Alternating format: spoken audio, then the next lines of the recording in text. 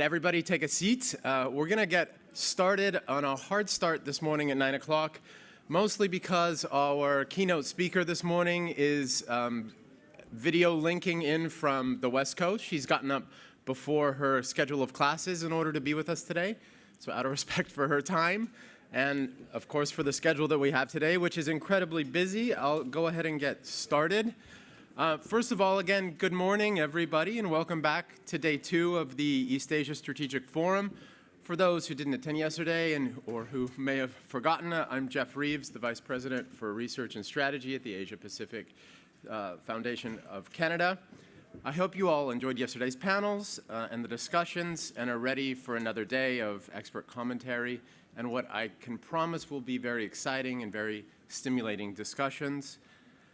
Indeed, as I said, we're not going to waste any time. We're going to get right back into it and kick off the day with what I think is one of the most timely and potentially consequential keynote topics that will have this course of this event, about an event that has a huge potential to introduce a degree of complexity into the Asia-Pacific theater.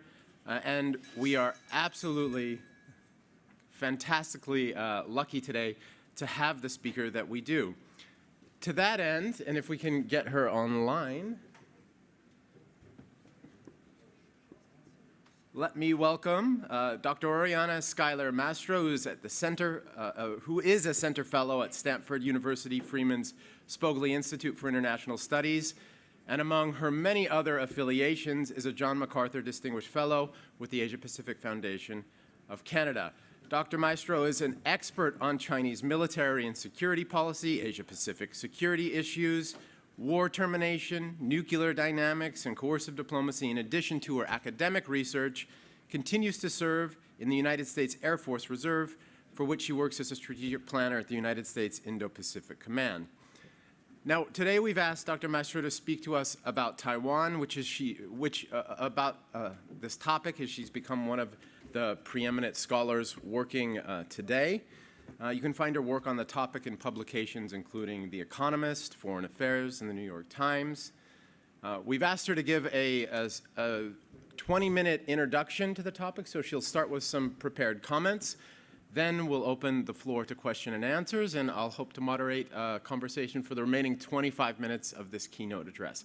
Altogether, we have Oriana this morning for about 45 minutes. Oriana, welcome, and thank you for getting up so early in Stanford to talk with us today. Yes, thank you for having me. Can you hear me okay? Perfectly. Okay, good to go. Well, thank you so much, everyone, for having me. This is such an important topic, an important conversation, near and dear to my heart as I have been looking at Taiwan issues and, more importantly, deterrence across the Taiwan Strait for quite some time. Jeff asked me, so, just to lay a bit of the expectations out in the beginning, Jeff asked me, said, Oriana, since you've been working on this for so long, and I also work on this in a more official role, in a government role, though I am here speaking in my civilian capacity, and what I have to say does not reflect the views of the U.S. government, the U.S. Department of Defense, or the United States Air Force. But he said, okay, can you just tell us a little bit, maybe about the lessons that the United States has learned, lessons that others have learned over these years of thinking about Taiwan, since now Canada is moving forward, trying to think about similar issues.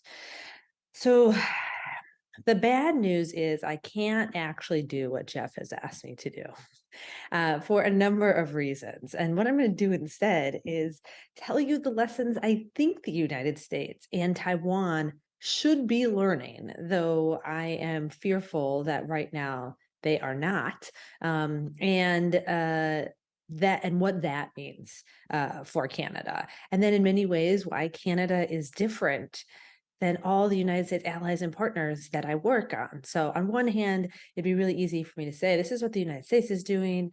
Everything the United States does is great. And then Canada, you should just support whatever the United States does. And, you have some issues of balancing economics with security, like all of our allies and partners. But, everyone sort of has to make a decision about what we're trying to achieve here. But the situation is a bit more complicated, I think, for you and for the United States in this situation. So the first thing I want to talk about is what we should be learning, and what we're not learning from the Taiwan scenario. The United States, at least this administration, is still very focused on communicating resolve. So my first point that I want to highlight to the audience is that the United States should learn that right now, the way to deter China is not through expressing commitments to the defense of Taiwan, but instead to focus on actually building the capabilities to defend Taiwan. The Biden administration has, or I should say President Biden has made a number of statements in which people go back and forth, like, are these gaffes, are these not gaffes, saying the United States, will defend Taiwan, or, Taiwan is an ally of the United States. Nancy Pelosi, the speaker, went over to Taiwan to demonstrate US commitment. We have the Taiwan Policy Act, which actually in its initial form had some pretty provocative language, trying to think about changing the name of the office, the representative office of Taiwan, and these sorts of things. I call these kind of political maneuverings. The idea that, Taiwan is largely a political question, and how we talk about Taiwan is very important. The United States has commitments under the communiques, other countries, same thing, the One China policy. And so it seems like a very small thing for, a congresswoman to make a visit, but actually, from Beijing's perspective, these are huge political signals. But the political signal here is not that the United States will defend Taiwan, but instead, I think it's really a provocative move. So on the one hand, I don't think making different statements about Taiwan, leaders meeting and in communiques. And I know, I feel like my friends in the Biden administration are going to kill me for this, because I'm sure they're trying to get Canada on board with, joint statements. They're really into, like, NATO mentioned, China as a threat, and, our statement with Japan mentioned Taiwan. And I understand that those, are ideally first steps, and that maybe for domestic politics, and I'm not enough of an expert on Canadian domestic politics, so you would have to tell me if, the leader making a statement that included Taiwan then moves things into gears domestically, such that it is easier for Canada to do certain things like increase defense spending or support Taiwan in certain ways. But at least from the perspective of Beijing, this doesn't resolve the question, first of all, of US commitment.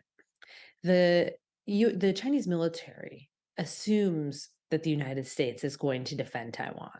They have to assume that. That's what, militaries, generally speaking, have to assume worst case scenarios. And so in the scenario that I talk a lot about is one in which China, Xi Jinping in particular, decides to use force, to initiate force against Taiwan. So this is a new scenario, actually. For all the years we've been working on this question, it was much more of a, honestly, is Taiwan going to do something to cause this war, right? Is Taiwan going to declare independence, hold some sort of referendum that then provokes Beijing? And then, and not to say that Taiwan didn't have the right to do those things, just like they had the right to have elections in the mid-1990s that led to the third Taiwan Straits crisis. But at least the focus of the cause of war was always on a spark from Taiwan. Now, and what I argued in a piece that at the time I thought was not very controversial, because it was what everyone knew but turned out to be extremely controversial, was that Beijing is now considering initiating force. In that calculation, if China is thinking about using force, they're assuming the US military intervention, and then they're asking themselves, can we still win? And that means that capabilities are driving the Chinese decision-making more than anything else. And it's not just, how many ships the United States has, how many ships, China has, but a large part of it has to do with the fact that the United States, and, to foreshadow the future discussion about Canada, we are not residence powers in Asia, right? We require the support of other countries in the region to welcome us, to host us, to give us access in order to be able to do anything militarily, around the Taiwan Straits. And so this is the big weakness in the US plan right now. It's that the United States does not have the capability to defend Taiwan if China moves quickly. And the United States is too reliant on a few select nodes to project our power. So I'm working on a book right now about how China builds power. And I have this section about what we call the anti-access area denial strategy. But for those that don't have a deep military background, the bottom line is in the mid-1990s, Chinese leaders, military thinkers did an assessment of what the United States needed to project power. They recognized that the United States relied a lot on space, that the United States relied a lot on a select few bases in the region for air power. That's really only in Kadena in Japan, and that the United States relied on aircraft carriers to project power. And then China developed capabilities to basically attack all of those systems, such that now, if we did find ourselves in a conflict with China, it's not the case that a Chinese pilot is better than a US pilot. Actually, in most simulations, the United States can shoot down 13 aircraft for every one they shoot down of us. But that China learned if the United States is superior in some ways, just make it so they can't operate. And so their plan would be more in line with putting holes in runways so we can't take off. Then it doesn't matter how good we are. So the first lesson is really about capabilities. And the military in the United States is really trying to stress this, especially with partners and allies in the region. And I think we're not clear enough that we need support to defend Taiwan. And that all these commitments of resolve saying we're going to defend Taiwan, not only does that not tell China anything about US capabilities, it fundamentally doesn't tell China anything about our resolve, because resolve can be two things. It can be the willingness to fight, and that's what the Biden administration is articulating. But it's also the willingness to absorb costs. And Beijing thinks, sure, the United States is going to be in there initially, but how long will the United States last?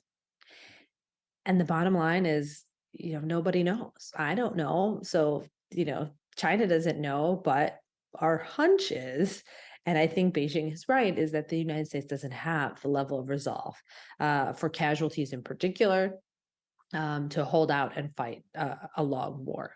Beijing is not planning for a long war because they have some disadvantages logistically if it does get into a protracted conflict. But in terms of resolve, that doesn't do anything. So that's sort of the first thing. Of course, it's important to get bureaucracies moving, to make the right statements, to have clear delineations of your priorities and strategies in your strategic documents, to have an Indo-Pacific strategy, which, hopefully Canada will come out with sometime in the future, to make statements that have, Taiwan in there, if that's important to get your country revved up and ready to actually do something. But those statements in and of themselves are not enough. So that's the first lesson. The second lesson is that we need to have much more of a sense of urgency about this. So I just came, and this is a lesson more from my time in Taiwan. So I was in Taiwan in August, meeting with the president and the defense minister and all the cabinets there to talk about this threat. Sort of a subtopic A of a lesson to be learned. I really wish people wouldn't talk about Taiwan's self-defense, because Taiwan does not have the ability to defend itself. So first, I always like to put that as a caveat. I'm about to talk to you about Taiwan's self-defense, but we all have to be honest that Taiwan can never defend itself against China alone. Right. So I don't know, I'm horrible with coming up with catchy phrases for things. If I was a good political scientist, I'd have some sort of matrix in which I could call it something else. It's not like self-defense, it's like contributory defense or something.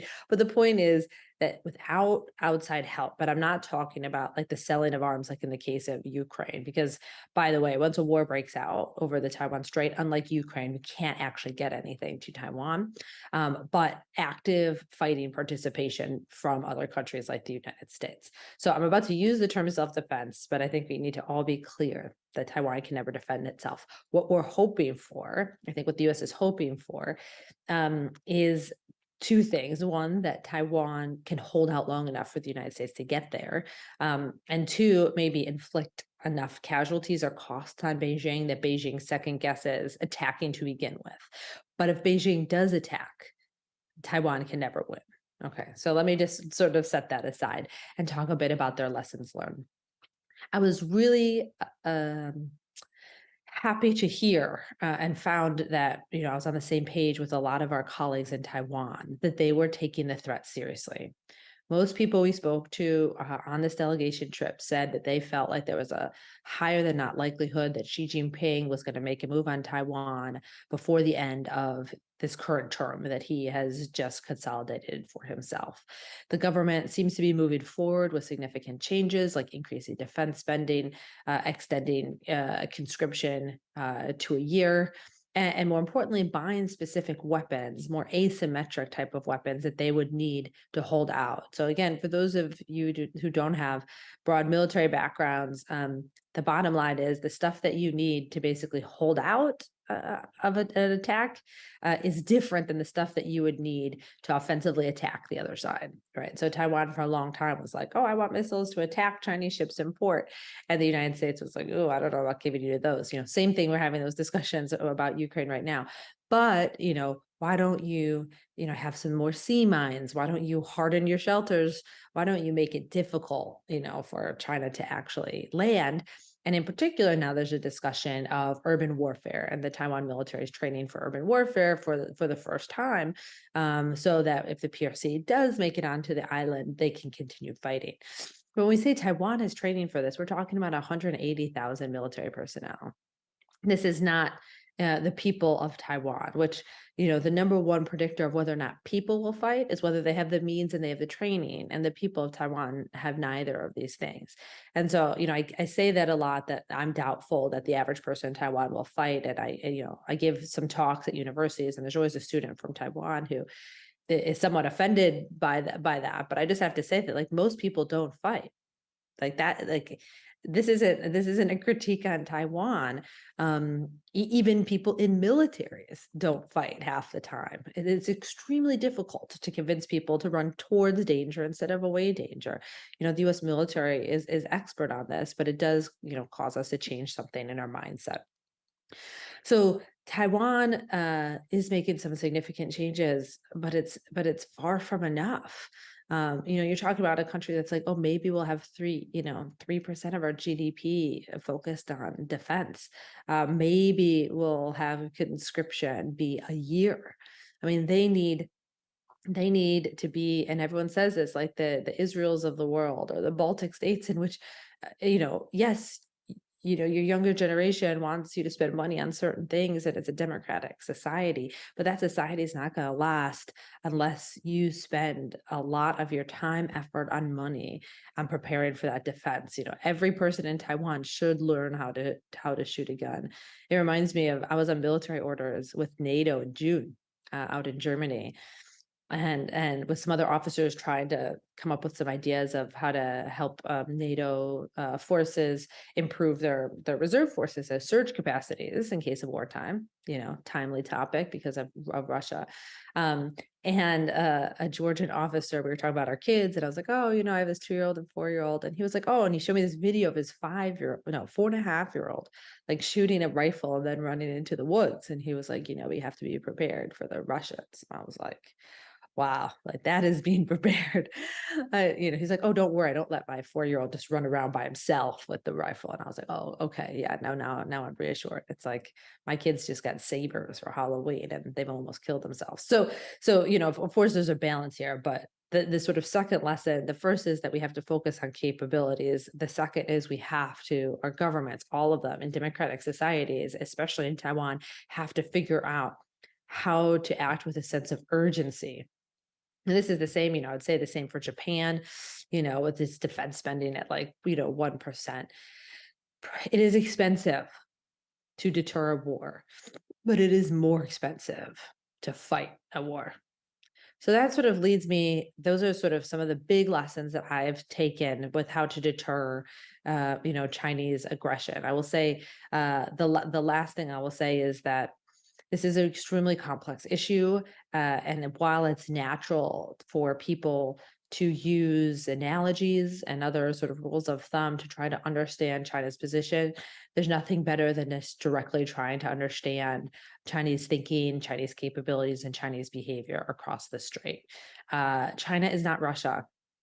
China, just because Russia is faring a certain way in Ukraine doesn't mean that China would do the same. China is not looking at Russia and saying, well, you're an autocracy, and this happened to you, so the same thing is going to happen to me. Those parallels often in international politics, the fact that something happened once, can suggest that they won't happen again. It might be that we all have like war fatigue, right? NATO, after this whole, Ukraine thing, thinks, oh, if China attacks Taiwan, we have to do this again. And by the way, Russia is just a completely different beast when it comes to its economic and military power, or I should say it the opposite way, because China is much more powerful than Russia, that China is just a much more difficult country to deal with because of its economic and military power. So but there are some lessons from the war in Ukraine that we can take towards Taiwan. And again, these are not the lessons that anyone is currently taking, but these are the lessons I think we should take. The first is, I have no idea why anyone was doubtful that Putin was going to attack Ukraine. Now, I am not a Russia expert, so I don't say this like I know him more, but as someone who studies conflict and the ambitions of a very large regime like that of the PRC, I really hope the lesson we've learned from Ukraine, as many people were criticizing my argument that Xi Jinping might make a move on Taiwan, that like, oh, he would never want to do that. He would never want to fight a war, and like, aren't wars so costly?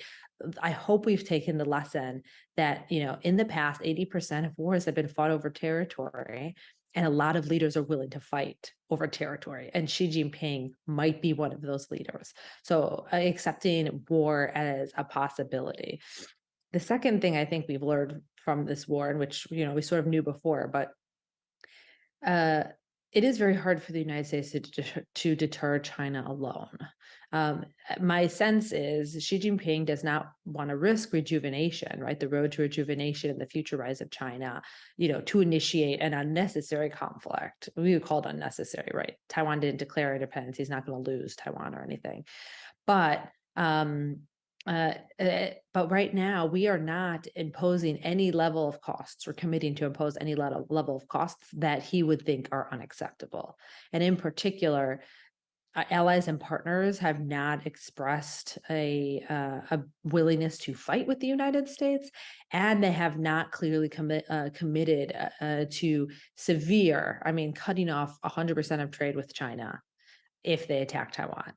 I am convinced that if, for example, Japan were to fight with the United States in defense of Taiwan, and that is like a huge if, that's like, basically if pigs fly, but just for the sake of, the hypothetical, to understand the realm of the possible, the United States and Japan together would always win. And so China is not going to attack Taiwan. If US and its allies and partners like Canada committed in peacetime to ceasing all trade with China, if China did initiate a conflict over the Taiwan Strait, that would be a cost that would be too high. Not like, oh, cutting them out of SWIFT and like, oh, maybe, we don't buy certain commodities or whatever. I mean, like a complete seizure of trade, which leaves me to the sort of points about Canada. So I was prepared to give this talk, and I was about to say, here are the lessons learned. We need allied support, the United, but I understand it's very difficult for Canada to manage its demands between its relationship with the United States and its relationship with China, because it's so economically dependent on China, because that's usually the direction that I have to go when I talk to allies and partners. But that's not Canada's situation. China, yes, is Canada's second largest trading partner, but less than 5% of overall trade is with China. And unsurprisingly, the vast majority of your trade, 73%, is with the United States. You are one of the only allies, maybe, that I can think of that doesn't have the situation of China is your economic partner of choice and the US is your security partner of choice. The United States is both your economic and your security partners of choice. And so the sort of last lesson is for Canada in particular. If you look at some of these dependencies, the focus in some ways shouldn't really be on the your Indo-Pacific strategy should be a US strategy. Because the bottom line is the United States is making a lot of decisions and pursuing a lot of pathways that might be problematic, right? Like I have laid out some lessons I think the United States should learn. The United States should stop poking China in the eye about statements with Taiwan because this undermines US legitimacy, it makes war more likely, and we don't have the capabilities to fight a war. In the end, if the United States makes decisions uh, make it so that we are less prepared to actually fight and win a war, that's going to have huge implications for Canada. And obviously, it's on the extreme, not only trade wise, like even if Canada completely stays out of a conflict, the United States economy is going to be significantly impacted by a war, with China. And then through us, more than trade with China, I think through your trade with the United States, you will be impacted. There are 3 million Canadians living in the United States. Now, right now, China doesn't have the capability to deliver conventional munitions to the continental United States, but that's what their hypersonic program is. It's only a matter of time. Security wise, the focus should be more on protecting those, how to ensure that the US homeland is protected, so those 3 million Canadians are protected in some ways more than thinking about traditional security in Asia, which far fewer, only 300,000 Canadians live in mainland China. And so it seems to me that it's not just that Canada has to think about, okay, we have to show support for the United States. You also have to think in many ways, because Canada has been a very strong moral and ideational power. I mean, I find it, and I know I don't find it, I don't want to say humorous, it's just so ridiculous given how liked Canada is in the world. Right, a recent poll of 28 different countries said that 80% of the people polled felt Canada had a positive influence on world affairs, while in China, less than 1% of respondents said they liked Canada.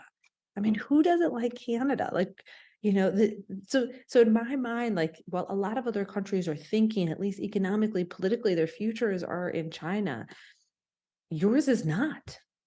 Right, your future is with the United States, and ensuring not only, a lot of the view is like to Japan, to South Korea, it's better for you if the United States has a role in Asia, right? And of course that's partially true, but given how closely connected our two countries are, there's a huge incentive I see for more proactive Canadian policy towards the United States of trying to figure out how to play a role so you can shape our Indo-Pacific strategy. Because while you will be affected if things happen, in Asia, you will be much more affected through how those developments affect the United States more directly. So, um, you know, I wish I could say like, okay, Canada military capabilities, if you gave more military capabilities to deter Beijing, that would be relevant for Taiwan. But the bottom line is you don't have a huge military. But even if you did, you face the same problems we do, which is you are far, far away. And so a lot of the support that can, be given to the United States might be in the softer areas. It might be, analytical support, political support, intel sharing. It might be ideational and moral support, in that in protecting international institutions and norms, Canada uses some of that influence to support what the United States is trying to accomplish, like, pursuing a free and open Indo-Pacific versus that direct involvement. So those are just some initial thoughts that I have. This is not an easy problem. It has no easy solution. It's not enough just to say, okay, we're going to say we care about Taiwan and maybe do some joint exercises together to demonstrate it. I know the Biden administration would be very happy if that's how far we got.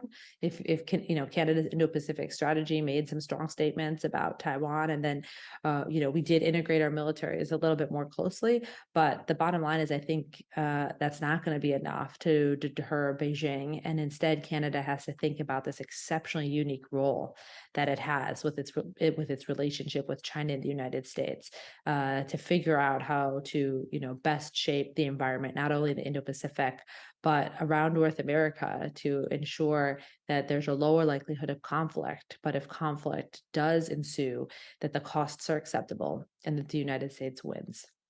So along those lines, I'm happy to open it up to questions and discussion.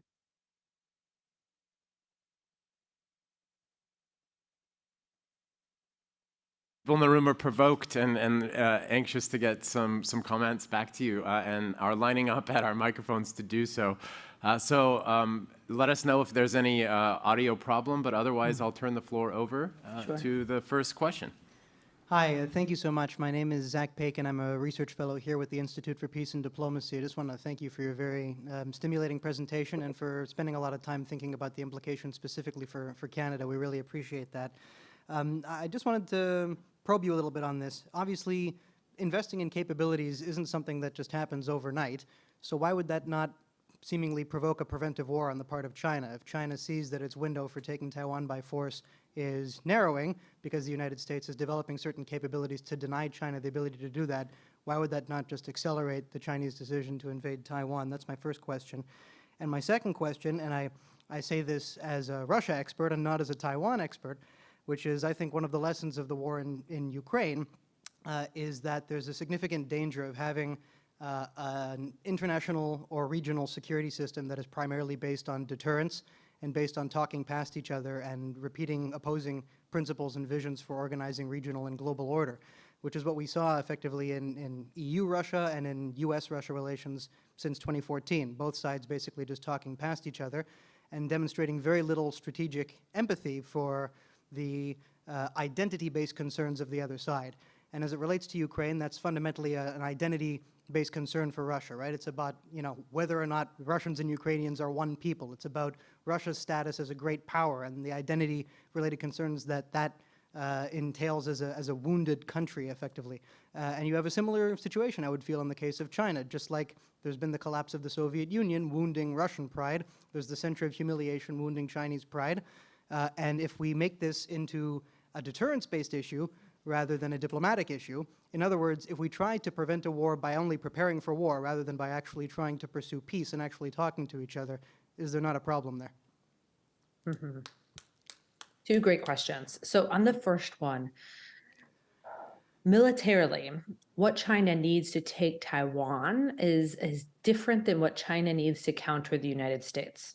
All right, so the reason China hasn't moved against Taiwan already, even though they're what they call the counter-intervention campaign. There's 4 campaigns against Taiwan, and the counter-intervention campaign, which is reducing an effective U.S. response, China's got that. Okay, but the amphibious assault and landing is more difficult. It requires different skill set, different equipment, different capabilities, different training. So the reason they haven't moved on Taiwan yet is that they just finished this major reorganization, and they're still holding command and control and logistics supply lines, and ideally those would have to be in place before they would move across the strait. My view is, again, we're talking about this very specific scenario in which they initiate the conflict. They'll only want to initiate the conflict when they feel ready. So let's go back to your question, which you're like, but wait a minute. What if the United States, for example, puts intermediate range ballistic missiles? No, we're getting very specific, but just to give you a level of specificity, we put missiles in a certain place, then we can basically raid missiles into the strait and they can't make their way across. Now, first of all, we haven't even developed these missiles yet, let alone produce them, let alone convince anyone to host them. But let's just say, Dr. Mastro gets her way, we actually have a sense of urgency, we move forward, we get them to where we need to be. Like, why wouldn't China attack Taiwan before that? I think what happens is, unless China is certain that it has the landing down, instead of saying my window of opportunity is closed, we've done this game before, right? We have carriers. They have DF-21Ds that hit carriers. We have satellites. They have counter-satellite capabilities. What they would probably more likely do, instead of risk losing the campaign because they're not ready to do the assault, it doesn't close the window forever. That's the thing with military capabilities. Then they just have to increase the range of their missiles to take out those missiles first.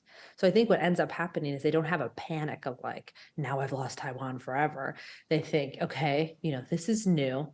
How do we undermine this capability before we move?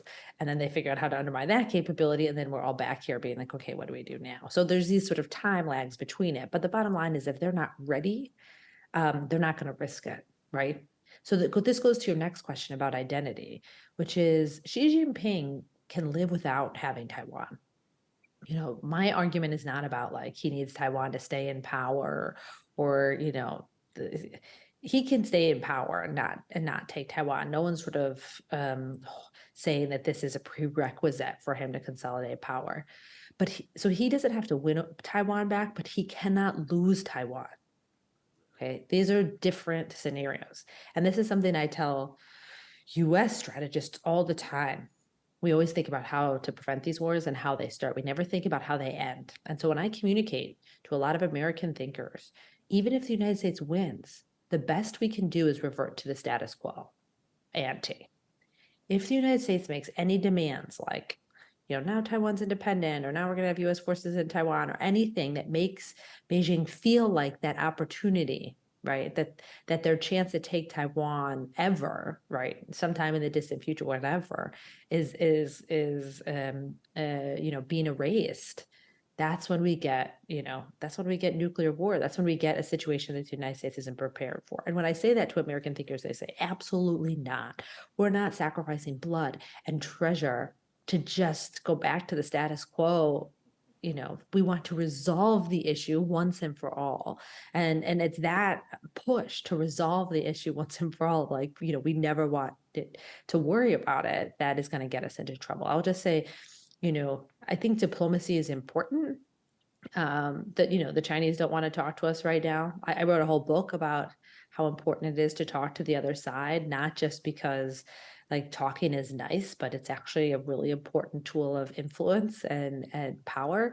And I would say, if I can be so frank, that like a large part of my career is based on the fact that I have that strategic empathy. People always ask, like, given what you do, I have great, I talk to party military in China all the time, and they're like, well, given what you do, don't they not want to talk to you? But the bottom line is, like, what China wants is actually in the theoretical realm of things, like completely reasonable, right? They want to be number one. They don't want to be surrounded by the United States military. They don't want the United States to continue to poke them in the eye about stuff that's important to them and stand in the way of their, rejuvenation of the Chinese nation. The problem is I'm a US strategist, I'm not a Chinese strategist, right? So it's my job to ensure that US interests are protected. And unfortunately, diplomacy cannot resolve the fundamental issue that we have conflicting interests in a lot of areas. Okay, thanks. Hello, Dr. Mastro. Thank you for speaking to us today and offering these great insights. I'm Peter, a research intern here at the Institute for Peace and Diplomacy, and also a senior majoring in international studies and economics at Johns Hopkins. And I have two questions for you today. So the first one is, how would a conflict in Taiwan actually look like? Would it be different from the limited and protracted wars that we have seen in Korea, Vietnam, and perhaps Ukraine today?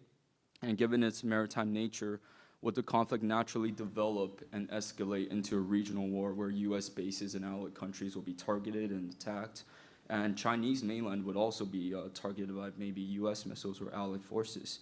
And the second question is, given all those statements that Biden has proclaimed, like we will commit to the defense in Taiwan, has the United States adopted a policy of strategic clarity towards China and the Taiwan? And Oriana, if I can put two fingers on that, if you think about the right of boom after the actual conflict starts, what happens in Southeast Asia? What happens to other regional players that have deep ties with China, economic ties, diplomatic ties? China works really, really hard on the diplomatic front around Taiwan to get its neighboring countries in line with its own beliefs, its own priorities. What happens in that region, and how would that affect U.S. and allied partners' operations in the Pacific? I have a lot of, really dissatisfying answers for you. So, the bottom line is, like, there's so many different variables in here. There's not one way this war is going to go. So I'm going to give you two extreme scenarios because I think it's important to understand. I call it the 100-hour war and like the 100-year war. Okay. So I feel like either of these are possible, and let me lay out how each of these would look and what the US would do, what allies and partners would do, et cetera, et cetera. The 100-hour war, this is basically the war that China wants to fight, is what their military writes about. The distance between mainland China and Taiwan is, 200 miles or something. So let's just say, and people always say, like, won't we have warning, and I won't, specify on like US intel collection capabilities, but I will say that a lot of this is really ambiguous. Okay. So let's just say like China builds up their ships. Like, I really think Xi Jinping might not decide like we're actually attacking Taiwan until they're across the strait, until they're close. And then he can say like, how's it looking? Does anyone see any US submarines around? Like, are we doing this? Are we not doing this? He can make the decision at the very last minute. Okay. So the 100-hour wars, they move fast. They basically land, Taiwan government capitulates, they establish control in 100 hours. The United States basically can do nothing in 100 hours. Most of our Pacific forces are in California and Hawaii, right? It takes weeks, so then the US president, you go to the US president and you say, China, the Taiwan government has capitulated. Like, is the US president going to order an attack on China when no war is currently happening, especially if there are minimal casualties? Okay, let's just say there were casualties, but it's not like, China, there's no insurgency. It's not like there's a lot of brutality or anything. Like, there's a status quo now of peace. Is the US president going to start a war against China? Even if we were committed to Taiwan's defense, like, maybe not. Okay, so during this scenario, for those 100 hours, of course, like, trade is disrupted for a couple of days. The United States might put, in this extreme scenario, some token sanctions on China to show that we are unhappy about what they did. Have some legislation to allow for immigration from Taiwan into the United States or whatever. But the bottom line is the war was quick. Not that many people died. And so the punishment against China is probably 3 to 5 years of limited sanctions. And then we all move on with our lives. Extreme. And no one else, Southeast Asia, no one else is really affected. That's extreme scenario number one. If the United States gets there in time, and this goes, to the question of, strategic clarity in a second, but let's just say China's, stupid. But what was explained to me with Ukraine, I'm not a Russia expert, but I was like, how did they do so badly? And why did we not predict it? Someone said it's because they didn't fight the war the way that they planned and trained to fight it. It's like if China, in my mind, like started with a blockade. So the United States is like, oh, things are heating up. Let's flow of our forces closer to Taiwan. And then China's like, let me do the landing now. And we're like, well, great, right? Because we have our submarines there, sinking your stuff or shooting your stuff. So if the United States is ready to go, absolutely. Targets on the mainland are in action. Absolutely, China is attacking, U.S. bases in the region, in particular in Japan. So now you have disruptions, not when the war is active. And then this war can last years. So when you ask what happens to Southeast Asia, it's not China. So the United States has an advantage the larger this war is, because we can project power across vast distances. China cannot. Their advantage is only local around the Taiwan Strait. So the United States is going to enlarge this war. Like that, that's my prediction, right? It's like, we're going to be going after all of China's stuff down to Southeast Asia. We're going to be blowing up South China Sea Islands. I mean, we are going to expand the scope. There was this period of time a couple of years ago in which there was discussions in the US government, even about attacking Chinese assets, Djibouti, other places. But I think we sort of realized that that's not going to get China to capitulate. But we'll definitely enlarge this war beyond the Taiwan Strait, where we have more activity. So now the whole region is impacted because you have an active live fire conflict happening all in Asia. So like, even if you have no economic sanctions, nothing's getting in and out, right? Because everyone's concerned, you might get blown up. So, and then that can last for years and years and years. And then even if it ends, it's going to end by negotiated settlement. I don't see a scenario in which tens of thousands of Americans have been killed, and then we have any relationship with China, right? So then it's not only that the war is much longer, but even if it ends, it never escalates, to a nuclear level or anything like that. Then we have a bifurcated world, and we have no relationship with Beijing moving forward. And so that's also just very sad for a number of reasons. So those are two very different scenarios. China's hoping for the former scenario. If anything, like the United States is hoping for a middle ground of which we do get there in time, but we defeat Beijing very quickly. That's hard. So, but those are the extremes. The last thing I'll say about strategic clarity is no, the United States has not moved to a position of strategic clarity, because every time President Biden has said, like, we will defend Taiwan, the White House has then walked it back. So I think they're trying to do kind of like a deniability gray zone type of situation, it's not working because it's making people in Beijing extremely paranoid that the United States is going to try to use Taiwan to undermine their rights. So let me just say, I was on a conversation recently with some colleagues in Beijing, and they were going back and forth about the United States is just going to use this Taiwan situation to try to undermine our rise. The United States is supporting Taiwan independence. And for the diplomacy question, one of the greatest reasons to interact is just to understand their perspective. Because I'm like, literally, I talk to people in the administration all the time, and I talk to people in the Trump administration all the time. No one supports Taiwan independence, right? That is, no one in the United States is like, I would really like to fight this major war in Asia. Like, let's support Taiwan independence. Like, nobody. So I'm like, guys, like, where are you getting this from? Like, what is the empirical evidence? Why do I hear from the party, from the military, from scholars, the United States is supporting Taiwan independence? And then they clarified something that was really enlightening to me, which is, well, we don't have any empirical evidence, but it just makes strategic sense. From their perspective, that's their vulnerability. It would work. Like, if the United States is serious about competition, that's what we would do.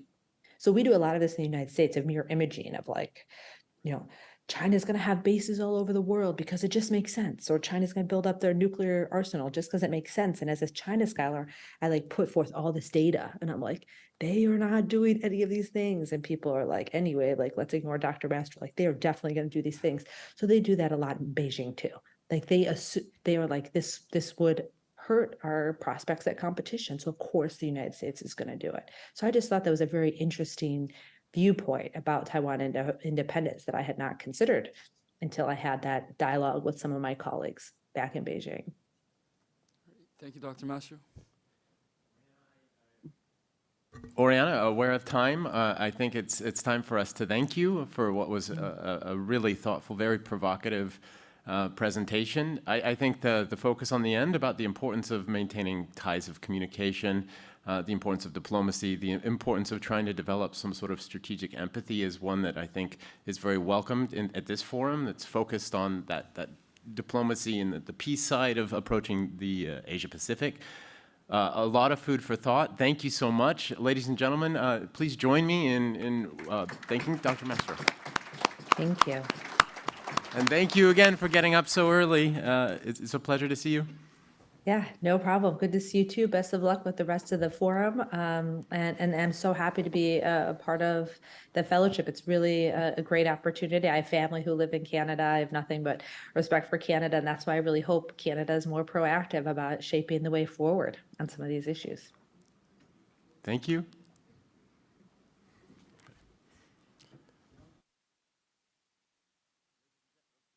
Ladies and gentlemen, let's take just a very short break to refill some coffee before the next panel, and then we'll be back here in 5 minutes.